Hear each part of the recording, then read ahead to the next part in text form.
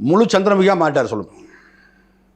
முழு சந்திரமுகி இப்போ முழுசாக திமுகவே மாட்டார்.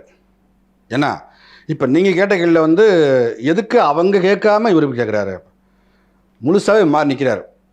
இப்போ திமுக நினைக்குதோ அதை இவர் செய்வார்.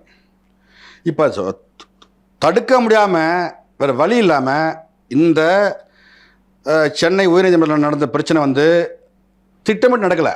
அவங்க சொல்கிறாங்க ஒரு பிஜேபிக்காரர் வந்துட்டார், அப்போல்லாம் ஒன்றும் கிடையாதுங்க. அவர் ஒரு வழக்கறிஞர். ஏன்னா அவருனா அதுக்குள்ளே தான், அந்த வளாகமுள்ள தான் இருக்கார். அவர் உன் கார் வருது, நீ பெரிய ராவணன்னா அவருக்கு தெரியாது. ஏன்னா அவர் காரில் மோதுற மாதிரி வந்திருக்குது, அவர் ஓரமாக தான் போகிறாரு. அதுக்குள்ளே பாருங்கள், அந்த கார் நல்லா பாருங்கள், ஒரு 2 நிமிஷம் கழித்து அவர் உத்தரவு போகிறான்னு நினைக்கிறேன். ஏதோ சொல்கிறார் போல். என்ன சொல்லியிருக்காரு.